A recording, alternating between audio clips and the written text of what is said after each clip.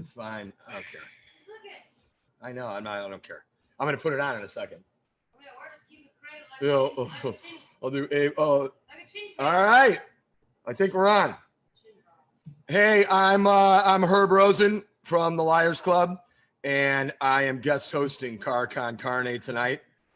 Thank you very much to James Van Osdol. And here is a public service announcement. As business owners open back up to serve their communities, they're faced with a lot of challenges as they navigate through the new normal brought on by the coronavirus, also known as the vid. C&H Financial Services is here to help. C&H offers a variety of products that range from traditional merchant accounts to a zero-cost payment processing solution, which eliminates the expense associated with accepting Visa, MasterCard, Discover, and American Express as a form of customer payment. To learn more, contact C&H Financial Services at 855-600-2437 or go to chfs.us. All right. I guess we're doing this. I thought there'd be more fanfare. All right, our first guest needs no introduction, Mr. Mike O'Connell. Hey. Of Rights to the Accused, Spear Nuts, Delilah's Liars Club fame, and my pal. I know him. Shut up! I'm doing a podcast. What are we doing here? Just like your fashion blog? Get in your thing. No, get there. Okay. This is Rosen Lifestyles. Yeah, exactly. Queer eye for the dumb guy. Right on. Your shirt matches your hair. Oh, yeah, my shirt is a little salt and pepper. So we're doing quick 5-minute spurt interviews with chat. There we go. We're doing quick 5 or so minute interviews with people, and we're asking what they've been doing during this fucking nightmare. And then we switch gears to pretending that Trump is dead and there's a vaccine and all kinds of other good shit. But anyway, so Mike, what have you been doing during this nightmare? Nobody cares. Nobody cares. Nobody cares. He hasn't been making you drinks, right? And beyond that, you don't fucking care. That's true. Right. I've done nothing but get fat. Okay. Right, fatter. But Speedo season's right around the corner. You know, those hot August days. Oh man. All right. Well, then we're asking people what is the best, worst, funniest show you ever saw or played, or any other good story that is something other than the shit we go do on the internet every day. Let's talk about things that were fun. So people remember that going out and going to see live music and going to clubs rules. Right. Still right. rules. And we're going to need you when now more than ever at a quarter capacity, and we're going to need you when you're able to come back and we can have a rock show. You're going to need to go out and have some fun and get drunk and stupid and listen to some great rock and roll. You know, but we got our pizza from John's Pizza on Western too. Good thing, crust. But I was thinking I'd tell the story about the first time we saw the Bad Brains. Nice. And we'll start off. Okay, Husker Du always had this thing where they wanted to be faster than the Dickies. That was like their goal at the time. And they used to play Exit every Sunday. Hard to explain in this frame of set, but yeah, okay, that's good. But so anyways, that was always their goal. And you know, by the time they got Land Speed Record out, I mean, they were like Sonic. You know what I mean? It was crazy how tight they were and how great they were. And they played Exit like one Sunday a month, and we'd always go see them. And then about the third time we saw him, Grant worked in some record store, and he's like, "You guys, you got to hear this band, the Bad Brains.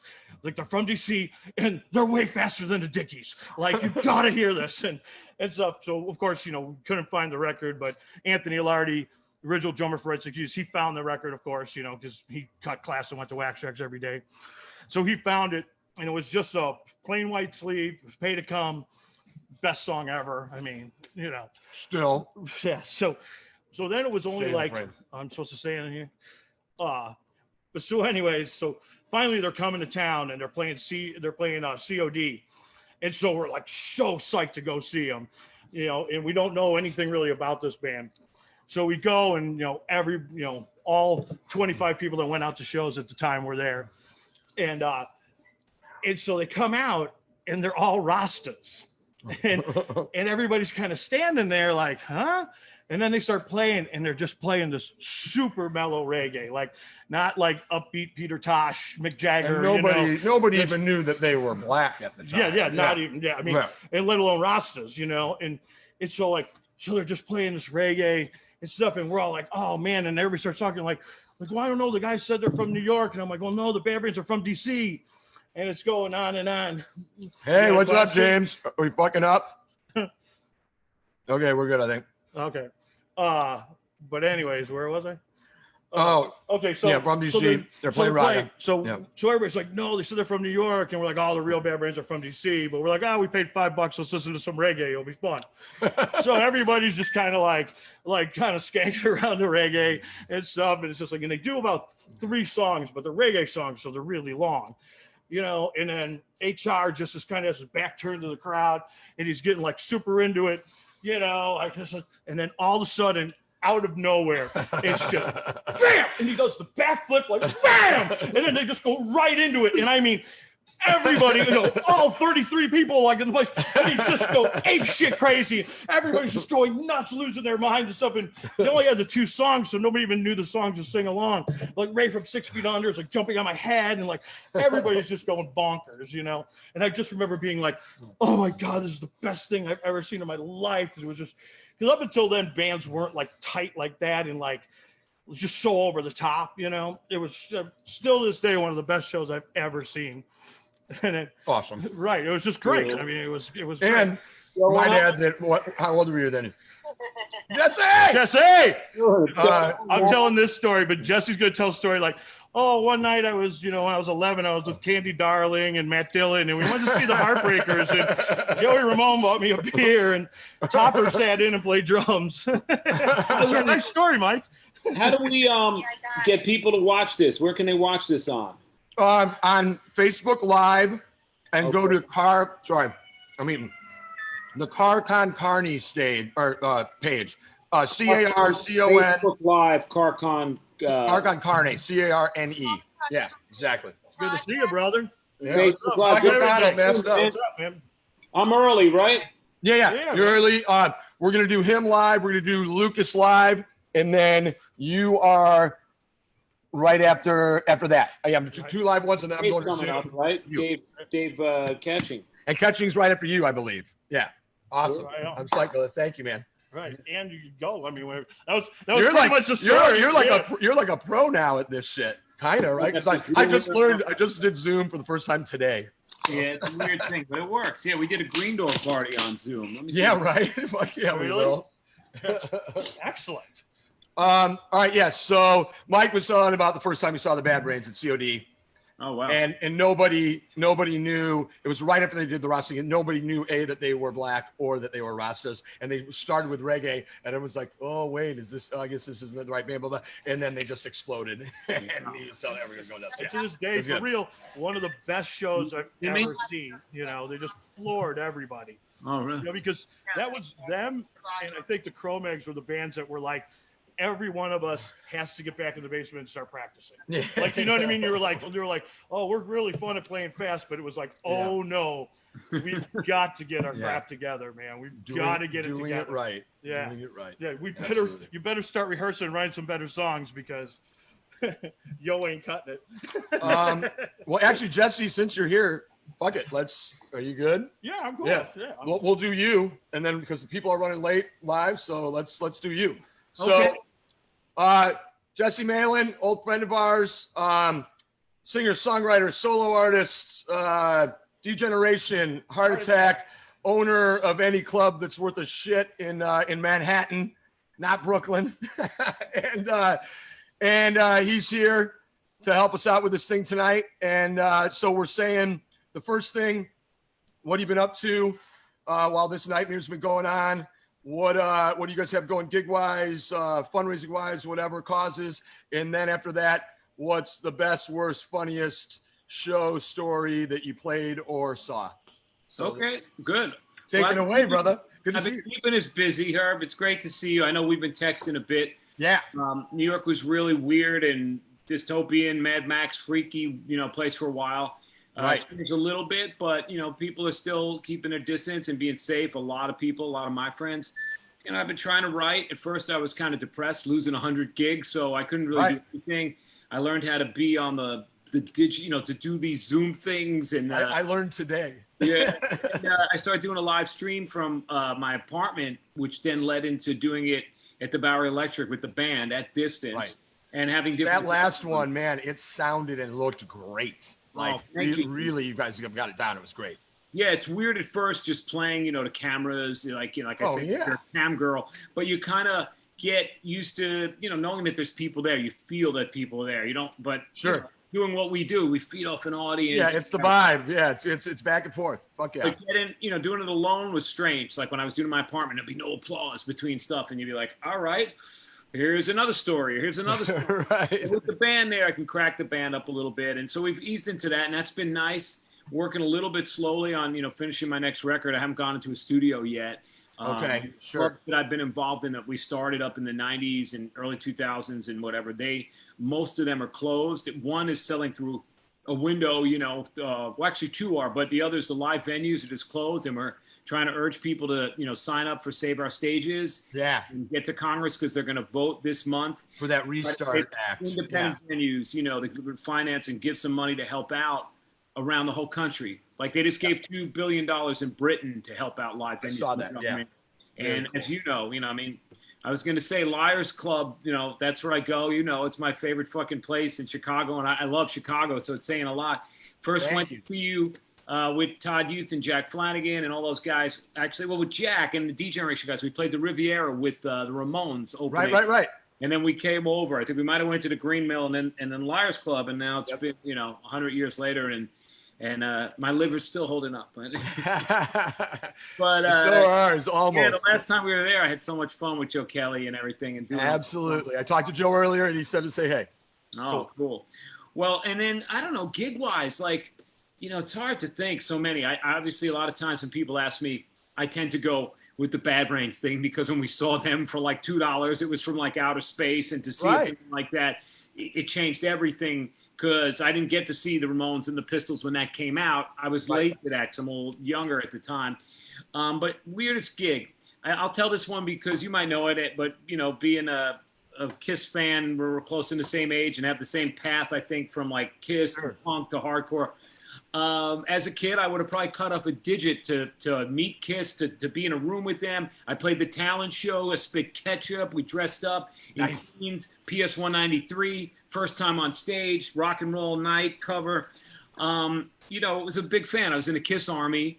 I once spit, there was no ketchup at our babysitter's, Karen Shane's mom babysat us, and there was no ketchup, so I crammed red yarn down my throat and spit the red yarn. Anyway, go ahead, sorry.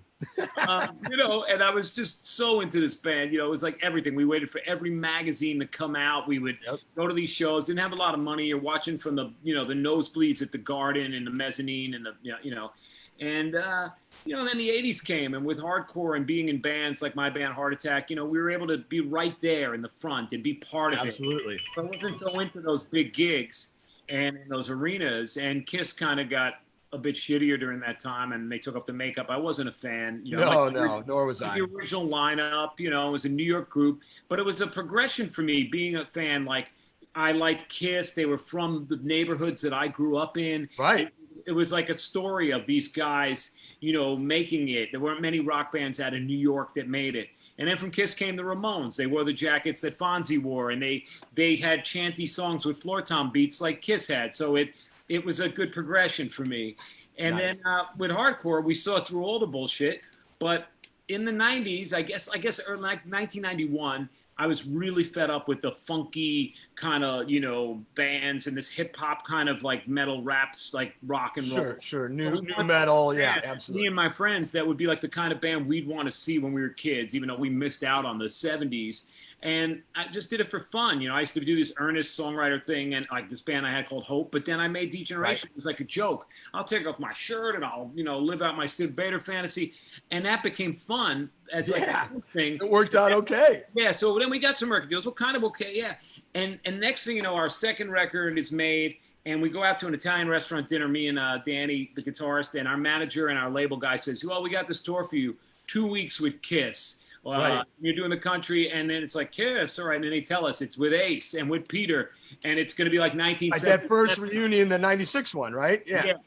2 weeks of that. And then, of course, we look at the itinerary. He hands it to us, and it says the Garden. Yes. So if you grew up in New York or anywhere in the world, you want to play the Garden. And my father that's beyond a dream come true. Yeah, my father hated DGeneration, but he was like, yeah, I'll come see you. I'm like, Dad, we sold out CBGB's 3 nights. I'll come see you when you play the Garden. Yeah. So we were playing the Garden. By the time we get to the Garden, we're pretty much tired of watching the show every single night. We've seen this show. There's a lot of rules. They're really nice to us. They were really great. They each came in our dressing room and this and that. We get to New York, and I just am so excited. But the dressing room is the size of like a big bathroom. It's tiny what they give us. And they tell us after the show we can't hang out because it's like New York or whatever. And we have to leave. But earlier, Gene walked me around and we walked through. He had a camera, someone was filming. It was very nice. But after the show, I got my father there, my grandfather. Donald Trump was there. He had worse seats than Howie Pyro's parents. They turned around and were excited because they had better seats. So we played the whole show, and, Bob Gruen gets some photos and our girlfriends and family, and it's done. But, when we're there, we're like, oh, well, we're opening, it's not that great and all this. And her name was on the thing outside. So I'm going to go now. They're kicking me out of the dressing room, and this will give you the time frame. I'm drinking Rolling Rock beer. It's got spring water, and I'm heading out to go down to my club, Coney Island High on St. Mark's. So I'm going to freaking celebrate. And I'm one of my favorites of all time, by the way. But yeah. And I'm under the pavilion of 7th Avenue, and not even on the street, like out of the Garden. They have this like roof thing, and I'm drinking. I got my laminate and with my friend, and the cops roll up on me. They're like, "Open container, you got it!" And they want to arrest me. And I'm like, "Dude, I'm a New Yorker." Is that Giuliani cleanup time around that? Yeah, 96, quality of life. Right. They closed my club for dancing. So I show people, like the 2 cops, look, it's Gene Simmons here. It's my face. I just played. Like, here's my ID. I'm from New York. Open container. Boom. I went to jail for 2 days. I played the Garden. I don't have a police record, from the greatest night of your life to the shittiest weekend of your life. Oh, dude. But that's pretty awesome. Yeah, that I don't know. That was kind of the story on it. And then the other little part is in my mind from going there, the Garden was so big that I kind of was in between 2 relationships with 2 girls. So I put one on one side of like where the close. You're in 116 and you're in 123. They're never going to see each other. I got them tickets. I worked it all out. And then I get there and I went and said hello to one. And then I went across to the other and she goes, I saw you, right? So now when I go to shows at the Garden, it's fucking small. Like, yeah, I get it. Yeah, right. But in my mind, laying in bed, I was like, we're coming to the Garden. This is going to work. That's a good rock and roll tale. Yeah. Awesome, brother. Well, dude, thank you so much. Hey, there's Justine. Justine wants to say hey. Oh, hey. I have the same hat on. See you. New York misses you. Good. All right, cool, brother. Thank you so much, man. Love you, brother. And I'll see you later. Tell everybody to say hi, and let's everybody to sign up to Save Our Stages. Yeah, absolutely. Right. It's saveourstages.com, and write your lawmakers. Just click on saveourstages.com. 30 seconds. You're there. Yeah, exactly. It takes less than 2 minutes. All right, brother. Thank you so much, man. Good. All right, bud.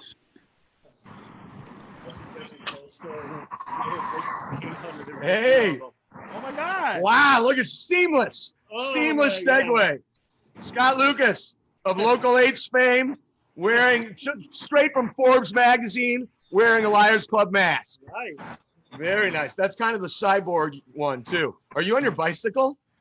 Yeah. That seems kind of dangerous. Touchy feely addiction, Papa Wheelie. Yeah, that seems kind of dangerous. Wheelie. Yeah. Wait, let's see. I'm reading the chats. Lucas is here. I told him we'll go to him next. All right. So we're doing this. We're starting with what have you been doing, even though most people probably know because you're on the interwebs. And what are the causes? What are the gigs? What are we raising money for? And then we go to the fun stuff. But Scott, you gotta tell them about that time that me, you, and Herb got really drunk at Liars. Oh, that's so awesome! It was so awesome. Oh man, how cool! I can't wait to do it again. One time we were at Liars, and it was brutal, crazy. Man. It was the best. How Yeah, are you? This double chin cam is a bummer. How's that microphone working? Oh yeah, thank you, Scott. This is Scott's Yeti microphone that came from a Yeti cooler that he bought at the Yeti store where Double Door used to be. That's a lie. I'm joking, but it is a Yeti microphone.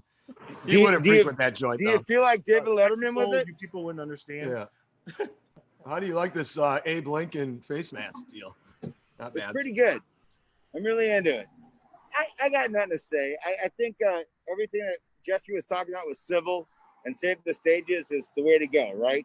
Absolutely. Absolutely. So, And yeah, I that's got nothing to say beyond saveourstages.com. Do that. You guys have a drive-in show coming up, right? I actually wrote some notes here. Well, because it's kind of a drive-in show, but it's more of like a thing that's like a thing. That's Look at this. Look at this. Got really nothing.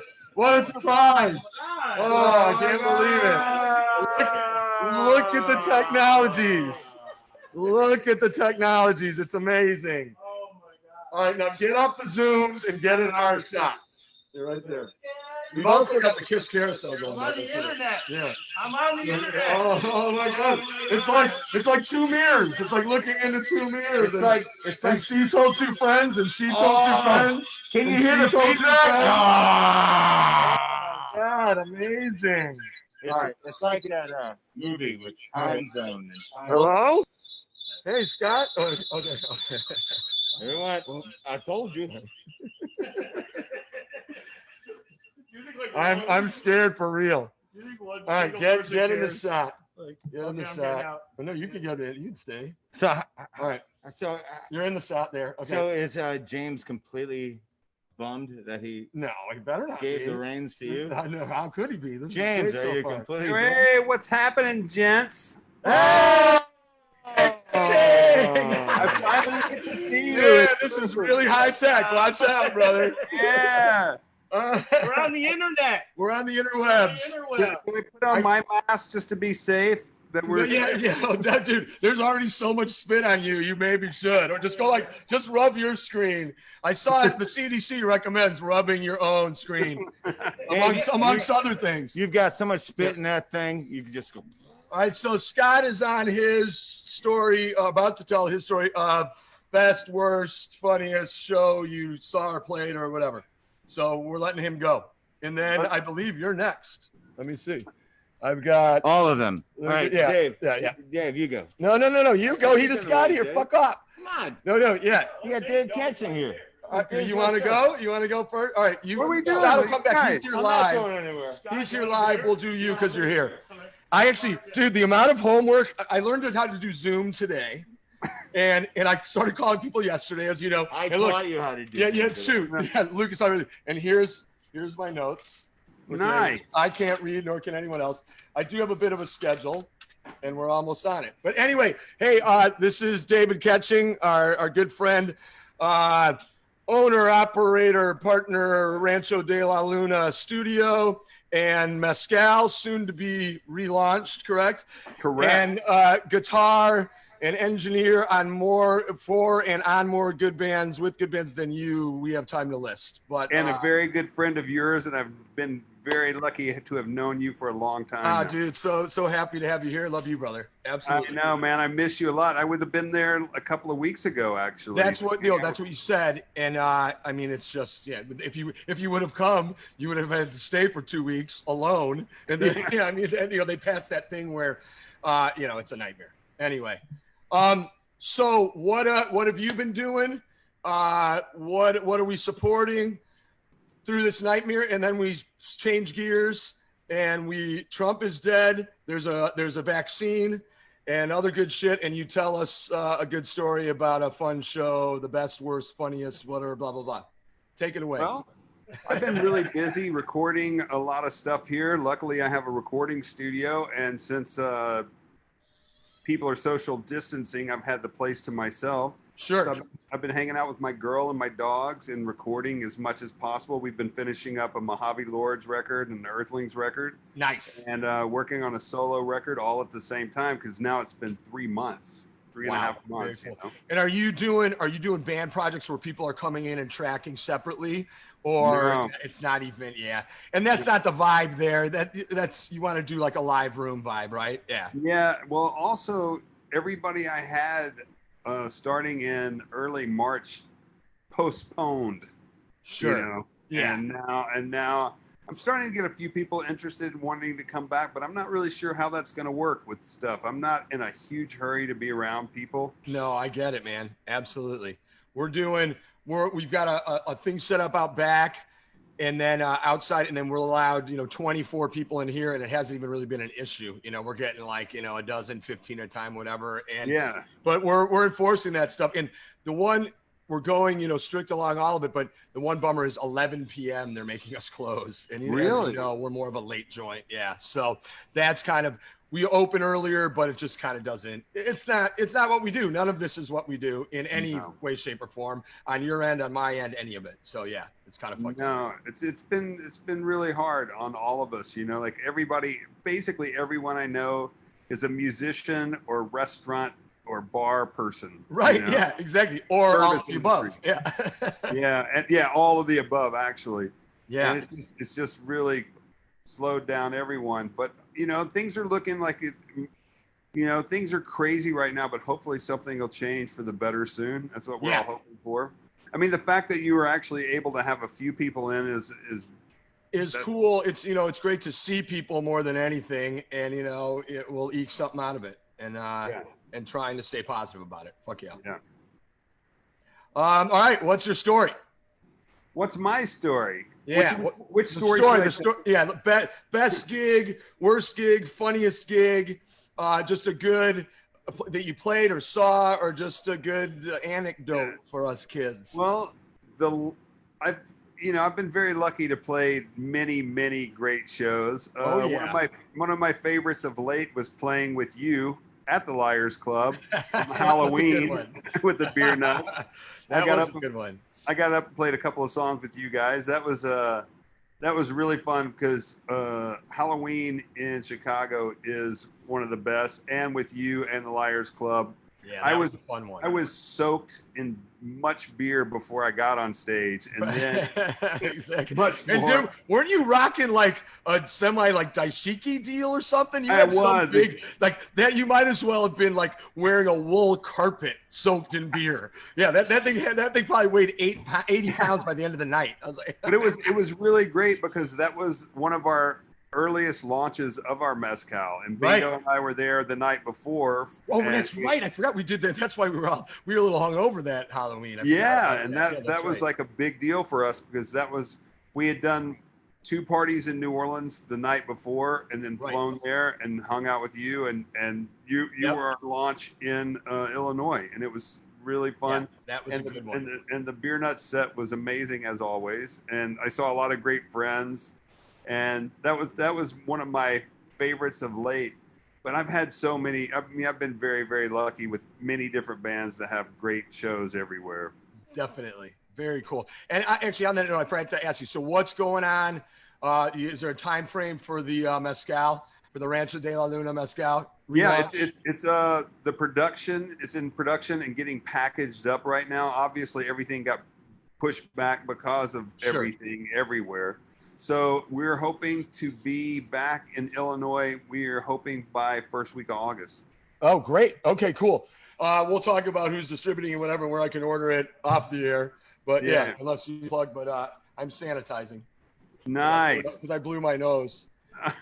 This one is Crocodile Fiercely Clean. We have like 20 different sanitizers laying around the bar and outside. And if you mix like the wrong combo, it like kind of turns into lube and gelatin, like a gritty gelatin lube thing. It sucks, but anyway.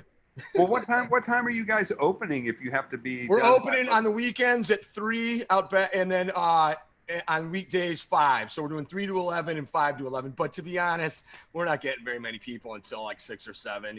We're not. This whole thing is forcing me to do a bunch of shit that I don't really want to do. But hey, that's kind of what it's doing to everybody. So. Yeah. Are you?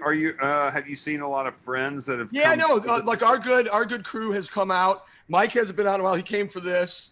And some people are a little more at risk, and some people have people at home that are more at risk. So it's but it's we've seen in the past few weeks, we've seen just about everybody, so that's cool. And everybody's being pretty smart about it. So yeah, it's been a little strange out here because I live in Joshua Tree, which is kind of in the middle of nowhere. So so you're pretty removed from it's not an urban thing where you're like, I'm gonna get sick, and I can see it being tough to fucking stick by these rules out there. It's a little rough. It's a little rough because Hutch lives next door, so oh God, give Hutch a hug for me. I should have told you to bring Hutch over. Shit. You know it. I should have. BOC lives next door. Brian too. Yeah, and that's awesome. So I've gotten to see my closest friends, but yeah, not a lot of people have been traveling out this way. So it's been pretty rough to, you and I are extremely social animals. Yeah. And so that's been the hardest part. It's been great to hang with my girl and our dogs and have some really nice time. Sure. But man, like the first few weeks, I thought it was awesome because I actually got to sleep and work. Absolutely. Right. Yeah. You're like the first month, it's like, woo. And then all of a sudden you're like, something starts ticking. Yeah. Yeah. And we were supposed to be throwing parties. We were already supposed to be launched and throwing parties, which now who knows what's going to happen with that. And as if you hadn't waited that long already, it's like, I guess we'll be doing Zoom launches, No doubt. All right. Awesome, brother. Well, Dave, great to see you, man. Love you. I guess we're going to the next Zoom person. Mike, brother, Scott. I love you guys. Love you, brother. And you're gonna be talking to Jesse Malin in a minute. Please give him. No, Jesse already went. Jesse was right before you. Oh, yeah, okay. Because the times are all fucked up. Yeah, as usual. But yeah, he just went before you. But he said to say, hey, he knew you were coming. Right. So tell Nick I said hi and I love you guys. I'll talk to you soon. Love you, brother. All right, thanks, Dave. Bye-bye. All right, what do we got? I think we've got Scott, you want to tell your story? All right, he's still here. I think we have Nick Miller from Jam next. Hold on. Let me take a look at the chat here. Okay, whoever the Wizard of Oz, give us Nick Miller. Nick Miller, longtime head booker for Jam of every club in Chicago. And probably more than that now. Where's Nick? I don't know. He's coming. Nick, Nick is trying to connect. Why won't he turn around? Because he's bored. Because we were yapping. Nick's asleep. Yeah. Okay. Nick, Scott, Nick, tell your story. Hi, Sean Mulroney. What's up, man? Well, the best story ever is when Beer Nuts joined us. Oh, is he here? No, go ahead. Beer Nuts, remember you joined us on tour when we were on tour earlier? Yeah, Speaking of Hutch. Yeah. And you guys showed up and rolled out of the van like Cheech and Chong times 5. But booze. Yeah. Booze. Oh, there he is. Okay, bye. All right. Nick Miller, we've got Scott live, so we'll let you go. Story. It's a Cheech and Chong story. Finish it. Right. We're going to do it in chunks. It's going to be like a cliffhanger. All right. Like a cereal. As I recall, we did it in chunks that night. All right, Nick, I already gave you your intro. Oh. So, yeah, Nick Miller from Jam Productions, head booker of every club you've ever been to for 100 years since I was a kid. That's for sure. And there's Michael Connell's here, too. I like your display of your rock and roll arsenal behind you. Yes. Don't make me take one of these down. I will take it down. Hang on, let me close the door real quick. What's up, Sean? I'm camped out in the music room, so Yeah, very cool. Rock room. Yes. So we're doing everyone a little quick in and out interview. Okay. First, we'll talk about what you've been doing since this thing, what causes we're rooting for, donating to, blah, blah, blah. And then a story about the best, worst, funniest show you ever played or saw or whatever. Also, I might add that Nick is the guitar king of Viceroy and still one of the best guitar tones in the city. Always. Anyway, there you go. Mike concurs. That's fine. You're too kind. Okay, what have I been doing? Let's talk about what's going on first. Yeah. I'm sure you've done 100 times now. Yeah. So we're all shut down. We're not going to be able to open up for who knows when. Did you guys talk about Civil already? Yeah, we talked. Well, I talked about Neva with Jesse a little more, and then Civil on the local level. That's where we should go, I think. All right, so you've covered all that stuff. That's great, and there's some great stuff going on. I don't know if you talked about Senator Duckworth is advocating now for this restart program. Yeah, which would fund payroll and benefits for people for another 6 months, which is huge because, people are starving out there. It's sad. Yeah. What have I been doing? I have been rescheduling everything and postponing. Yeah. Canceling and then taking the canceled shows and rescheduling them back on and then canceling them again. Right. And that's what I do every day. It's probably going to go on and it's Groundhog Day. Yeah. I do this Monday through Friday from my dining room. And it's brutal, Yeah. Yeah. There's not much good to say about it. No doubt about it. No, I mean, the one thing is I get excited because we reschedule stuff and I'm like, yes, this stuff's going to happen. And they're like, we're getting worried about February. Well, can we clear some dates in February and November too? I'm like, really? Okay. So we're doing all that stuff.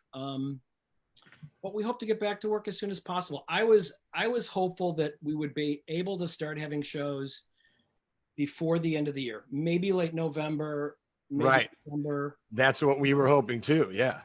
And I don't know how realistic that is now. I think that it might be more realistic spring, to be honest with you, but who knows? Nobody. Yeah. We're offering refunds for anything that's been postponed. We're not sure letting people refund anything. We are right. And are people actually getting their refunds? Yeah. I hear they're not from certain other institutions. They are getting them. And we're making sure they're getting them. But what we're trying to encourage people to do is, if you can hang on to your tickets, once the rescheduled date, the one that actually is rescheduled, right? Then you can decide maybe if you're going or not. But I find it's interesting. A lot of people have not refunded their tickets. Right. Well, that's great because they're holding on to them and they know that it's kind of a support thing and whatever. I didn't want to go there. He spent the money, and yeah, we're not selling $150 concert tickets. No. Yeah. So yeah, that's not happening. All right. So now we jump from this. We pretend Trump is dead, and there's a vaccine, and here we go into good time mode. What's one of the favorite shows, best, worst, funniest show you ever saw or played? Give us a story. Let's see. I'll give you a kind of a story that wasn't so fun, but had a silver lining. Okay.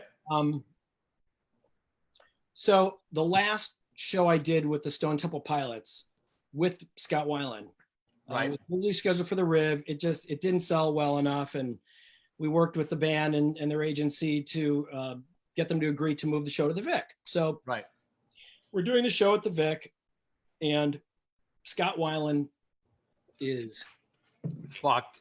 Yeah. He's late. He hasn't showed up yet. Right. Okay. Yeah. Band's there. I'm talking to them. They're all like, yeah, he's late. Half hour, an hour. Yeah, about the hour mark, I'm sitting in my office going, come on, man, just he's at his hotel. Just get over here. Right. And I hear, coming down the stairs at the Vic, I hear this familiar voice, this guy from Rockford, who I know. Right. He's talking to his photographer guy, Mike. I'm like, oh, Rick's son is here. So I go, I'm like, Rick Nielsen's there. Right. Oh, nice. I'm like, what's going on? Yeah. He's walking in. He's got not that one, but the Dream Police guitar with him. Yes. I'm like, oh, that's cool. And I've known Rick for many years. We've done many, many shows with them. Of course. So he goes, I set him up in the green room, and the guitar's sitting there, and Scott Weiland's still not there. And I'm hanging around. I'm like, this is just a drag. Show's losing money, by the way, big time. Yeah. As an aside, which your patience gets thinner. Losing all this money. So I'm sitting there, I'm talking to Rick and Mike, and I'm staring at Dream Police on the couch there, and I'm looking at him. I look at Rick, I look at the guitar, I look at him. I go, can I? He goes, yeah, pick it up. I got to play the Dream Police guitar. Fuck yeah. And it was so awesome. It was so awesome. In fact, I put it on. There's a photograph that I prominently post on Facebook all the time that Mike took of Rick and I standing there with it. When I closed my eyes, it felt like the exact weight and neck profile of that one, which I thought was super cool too. Yes. Anyway, that's my did that twat Weiland ever show up? He did show up. He showed up an hour and a half late, and then he spent 30 minutes vocalizing and warming up. Oh. And then they finally went on. Excellent. 30 minutes vocalizing to do a bad Eddie Vedder, who's already bad. But anyway, we're not supposed to talk shit. Sorry. Another day at work. Yeah. Awesome, Nick. Thank you so much, brother. We appreciate you doing this. And hopefully see you soon at a show here or a show there or anything. Barracuda Bar. Yeah, I hope so. Thanks, brother. All right, man. Cool. Yeah. All right. I think up next we have Andy Wendler. No way. Yeah, I got Andy. We got Andy Wendler from the Necros, live from somewhere near Toledo, Ohio. Maybe still Mommy. I forget. Waterville, one of those. Andy Wendler, the coolest motherfucker. Yeah, exactly. Andy Wendler from the Necros, your favorite guitar player and just the best dude on the planet. You think you know shit, you don't. Andy fucking Wendler. Fuck yeah. I love that fucking guy. Where is he?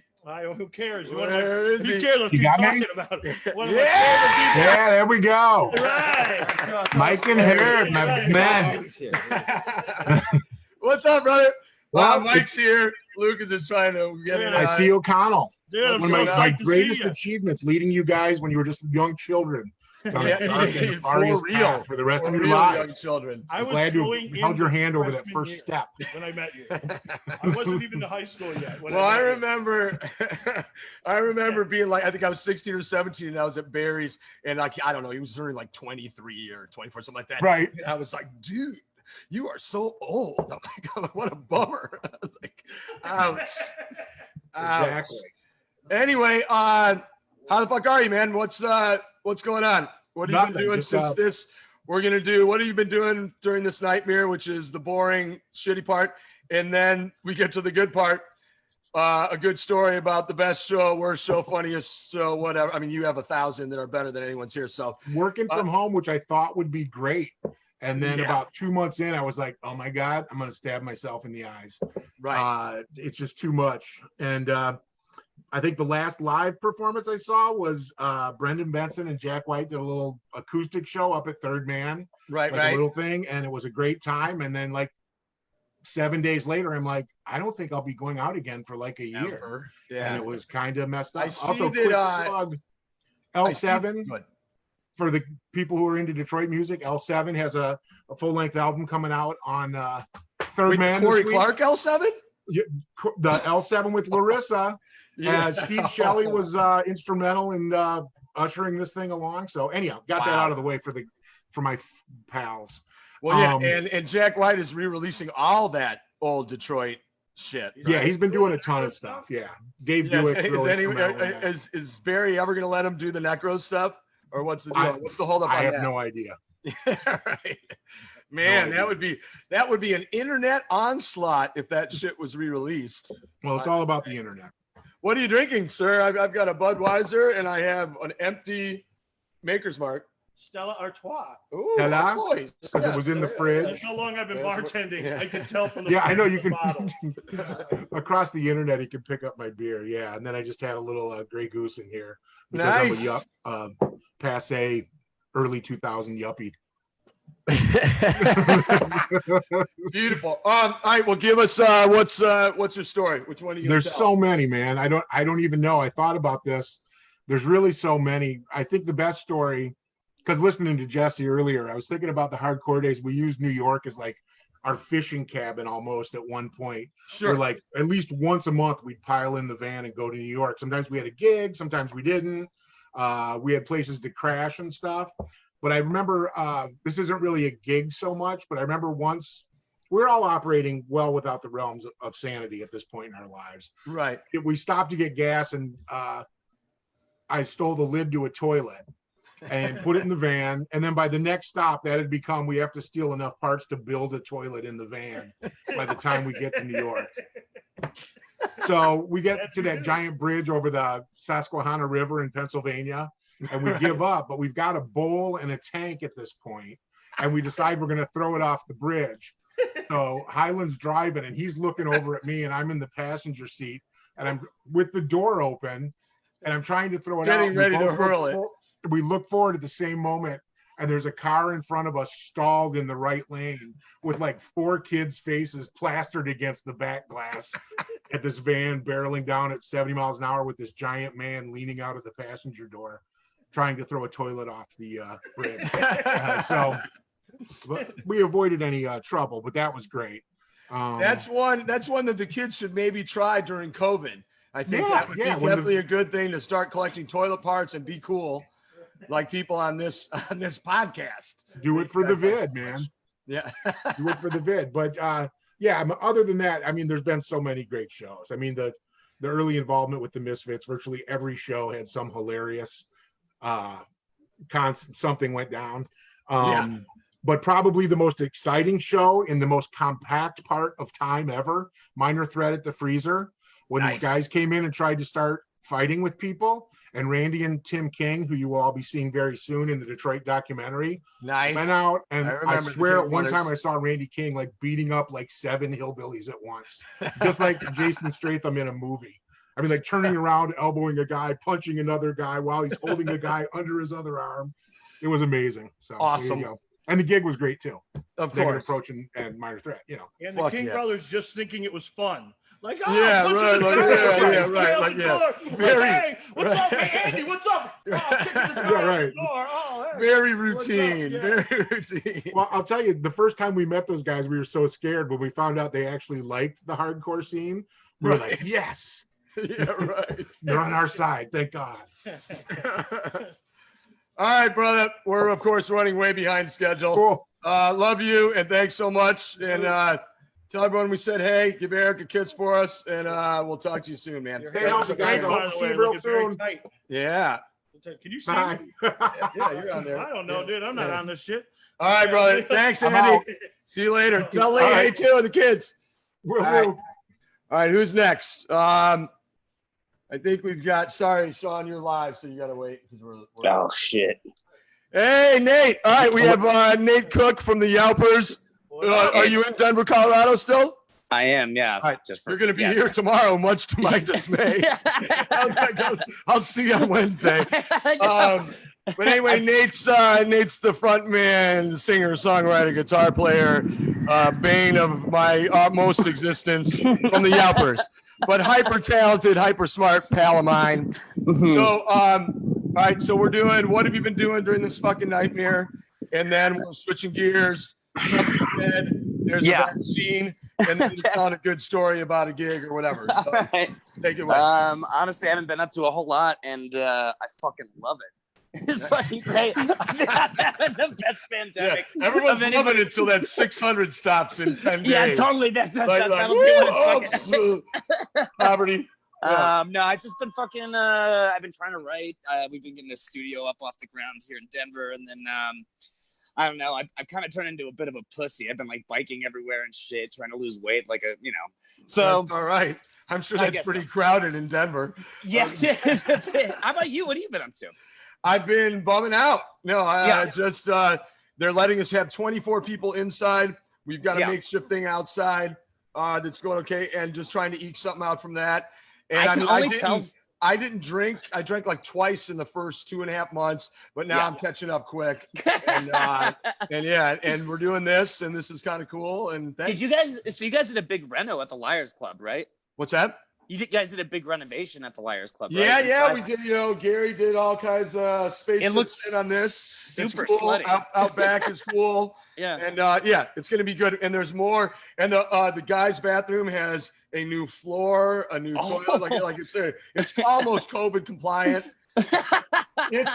Sean just said it smells the same because I was just in there. But no, it's good. And, Yeah, nothing, man. Just doing this and trying to have some fun with our pals. Yeah. So give us your show story, because of course we're way behind on this. Yeah. Okay. All right. Or any story that's funny. I don't give a shit. Shit. I think the best one I have that's brief was our last show in Vegas, which was at this last tour that got canceled because of fucking COVID. We dropped acid like right in the middle of the show. Like we had like a set break and took some acid. Anyway, the best show that I've ever seen. There's Lucas. How you doing, buddy? Good, buddy. How are you? Oh man, it's good to see you. It's good to see you too. You got fucking you got another drive-in show coming up this weekend. Wait, one more time. I can't hear because Herb's talking in the background. You got a drive-in show coming up this weekend, right? No, we did it. But he's back. He's back. They did it. They're doing another one. They did it a while ago. That's what I thought. They're doing another Lucas one. started telling his story, and then everyone keeps coming. So it's like, I'll do it at the end because he's actually here. So, all right. So you did acid in the middle of the show. Yeah, and it took a long time to kick in, as acid always does, and I made the classic mistake of doubling up the fucking dosage because I was unsure that it was working. This isn't working. Yeah. Isn't working. So it wound up being like the worst acid trip of my life, and the only way I could stay calm was to lock myself into a smoky Vegas hotel room and watch the entirety of the Godfather trilogy with commercial breaks on TBS. The third one is probably when it went south. Anyway, but it took like about 11 hours to finish it because it was like, TBS fucking commeral breaks. Like there's like an hour and a half of fucking commercials every fucking show. Anyway, so it turns into this really dark thing. And then at the end of the night, like I'd lost all my money earlier, and it was just really a bad trip. And I go downstairs into the casinos at the Four Queens, and the Four Queens elevator opens up, and right there is a Godfather casino machine. And I thought to myself, this is like some sort of fucking weird confluence. Yeah. So I put in Andy $1. Garcia was playing it. But I won $250 on a $1 draw. Wow! So it actually breaks out the Godfather. Are you sure? Or was that just part of your acid shit? You know what, man? I choose to believe. I like that. Yeah. All right, brother. Well, shit. I won't see you tomorrow. I might see you Tuesday for dinner, Wednesday, whatever. Thank you so much for doing this. Love you. Sounds good. All right, man. I'll see McConnell and absolutely. All right, brother. Thank you. See you guys. Peace. Next, I think we're gonna do Mulroney next. I don't know if Jimmy showed up on the thing. Hey, James, did James Drescher show up on the thing? I'm gonna call him if I can. No sign of Jimmy.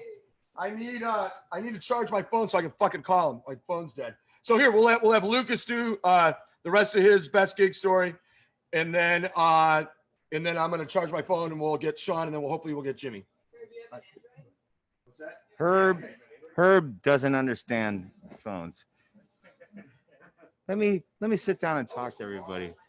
Am I talking to the voter public? Hi. No, that's the new. And guess who's coming on with us right now? This is my seat. It's This is my seat. look at this. It's Sean Mulroney, everybody. Hi, Sean. Hey, Scott, how are you? Well, I'm doing very well. Scott, tell them that story about New York.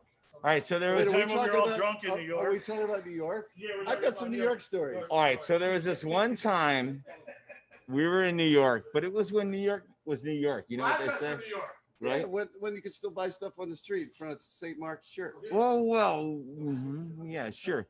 But it was one of those days, and then what? You want your seat back? Okay. No. Take it. I'm here. I'll I'm tell here to her. mediate. No, man. No, you're on. No, whatever you want. Sean's got a story. He does. It's a good one, but you want to go? Sean's got a story. All right. Here are, ladies and Sean's got gentlemen. lots Here. of stories. I say. Here, let me sit back down. You get on this side. Get in the thing. Sean Mulroney, double door proprietor, Avondale Ramblers, miracle attorney. I don't know, other stuff. Cool. Sean, what have you been up to? And then tell us a good story. I'm Thanks. trying to enjoy my free time with no income. But that said, I noticed this New York theme going on. So I was in a band in the late 80s, early 90s called Tick Todd. That's And, right. well, yeah, you know what? So I'm probably the only person that's been voted off Star Search because of Shaft. Richard Roundtree thumbs us down and sent us packing. Thank you, Richard. I got caught hanging out with the TV spokesmodels. Had to Nice. jump the fence to get some Jack Daniels, which may have had a play in that. But moving along, the same band played at CBGB's, and I only remember is going there, seeing Hilly sitting at the door and standing on the stage and look at the back of the mid-highs and all the famous band stickers that were up there that were really their stickers. Right. Yeah. Fucking That awesome. they put up there. Yeah. So it was probably a Tuesday night in January that we were able to secure this hot gig. And we drove all the way out from Chicago just to play that show. Of course. Yeah. And I think For big money. big money. I I think I scrounged up 8 or 10 friends that I knew in New York, and we were the headliner. So by the time we won, I think there were 6 of them still standing. But the highlight of the night was the band in front of us, this punk rock band. At the end of their set, they literally smashed every piece of equipment they had. Yes. And they sit there sweated with nothing but shreds of guitars and drums there. And they go, "We want to thank CBGB's. We want to thank Hilly. We've never been to a big city before. We're from Jersey."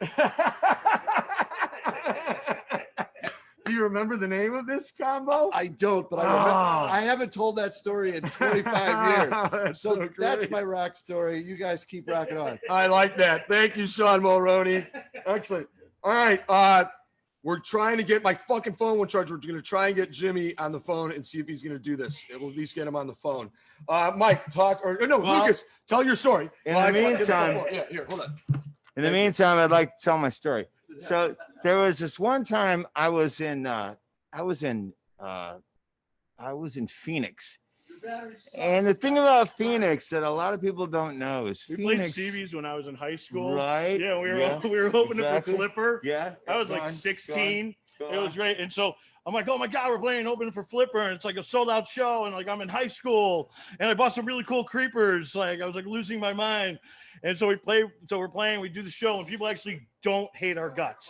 And that's when we meet that's when we start meeting all the New York people. Like I'm pretty sure we probably met Jimmy that day and stuff. And so so everybody's just hanging out at the best time. And then after every go stage, I go outside and I'm ready for Flipper to come on. And we're like, all right, we're all gonna go see Flipper. And the fire department's up front going, they're at capacity, you can't come in.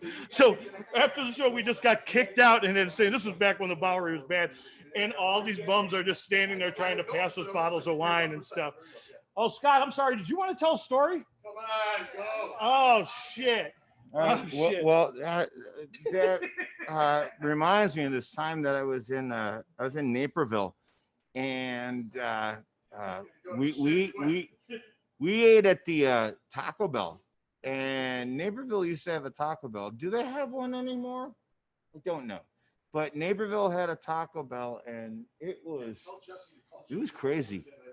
It was nuts, my friend, and that is what I'm talking about. And so we were going to play a show at the Naperville place next to the Taco Bell, which everyone knew. Everyone knew. Oh, my family lives in Everyone knew. Plainfield. My mom lives in Plainfield now.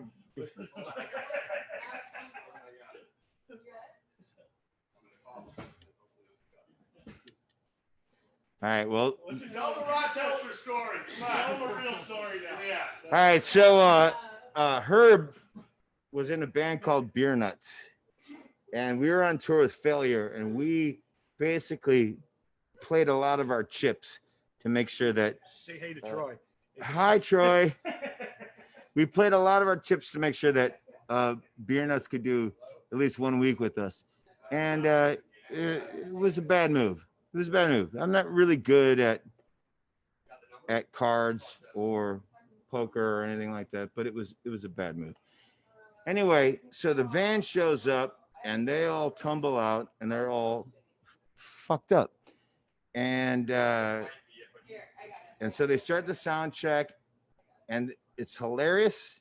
And, you know, the sound guy goes, hey, let's do a vocal check. And four of them all have mics and they all do vocal checks at the same time. They go, check, check, check, like screaming and, you know, and, God, this is a terrible story.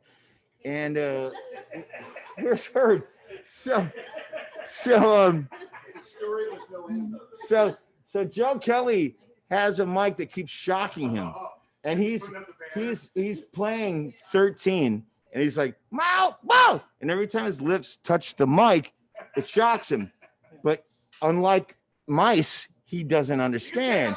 So It doesn't matter. You're handsome with that shit and all. I don't want them to know it's me. So he keeps getting shocked and he doesn't learn his lesson, right? So he goes, wow, wow, wow, singing this song. And I'm sitting there watching this. It's the best. It's the best. And so they all get up and they play the set, the sound check. And it's the sound guys are like, all right, fuck it. Who cares? It's over.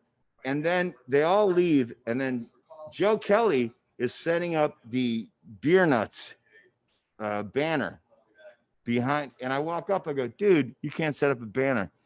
And he goes to Herb. He's like, who the fuck is this guy?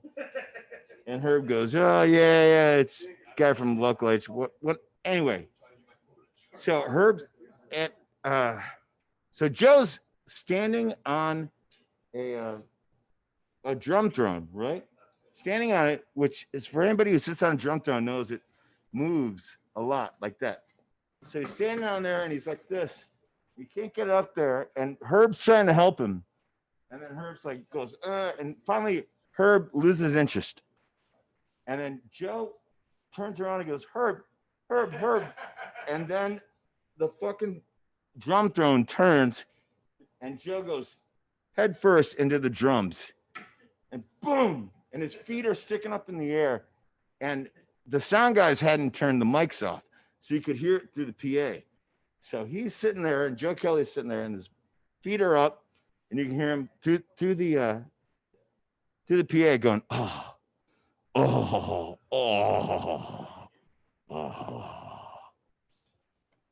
That's my story. Yeah, all right. It's not good. Yeah, I had to be there. We're trying to get tuned. Now, what time is it? I don't know. Time to die? Yeah. 9:38. Oh, okay, we're fine. Oh, So great. Keep going, Great. Scott. You got a story you want to tell? Are you sure? Okay.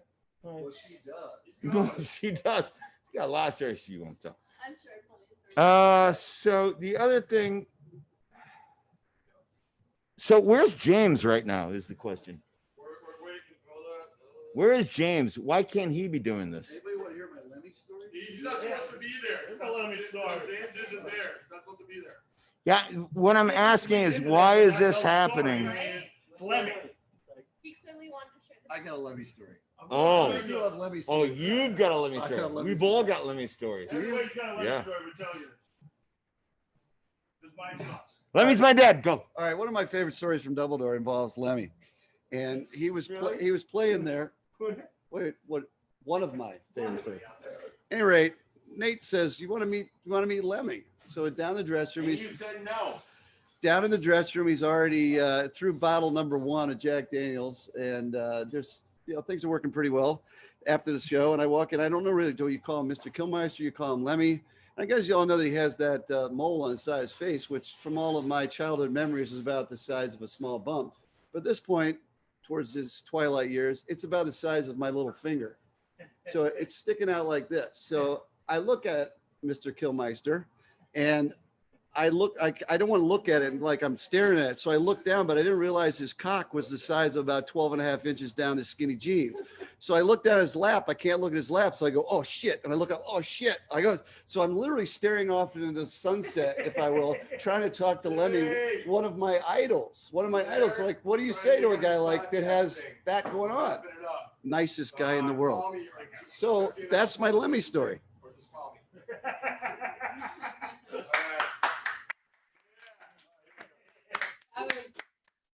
Okay, here. So my Lemmy story is a lot. Oh, Go ahead. okay. Go ahead. I got the drinks. It's a lot more violent, and it has to do with my mom and blood and the cops. It's a good one. So, Yeah. Jesus so, Christ, and fuck, then get out the of other part. here. Lucas sucks. All right. Sorry about that. Oh, Scott's humor's kind of dry. Anyone's watching now. Yeah, exactly. It's over. All right, we're gonna give Jimmy a couple more minutes. If not, thank you to everybody who did this tonight. Well, some of my favorite people in the world. I have some Maker's Mark.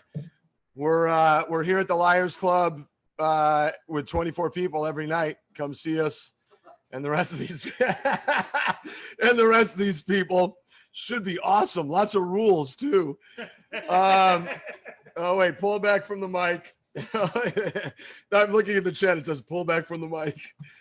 All right, cool. Campbell to Naperville, Swingers capital of the Midwest. Might be time to wrap this up. Yes, thank you. Shit. All right. Andy Thanks, Wendler Jimmy. rules. Yeah, Andy Weller rules. Thank you guys so much. Something Financial, James Van Asdol, Liars Club, all the people. Thanks very much. Bye, guys.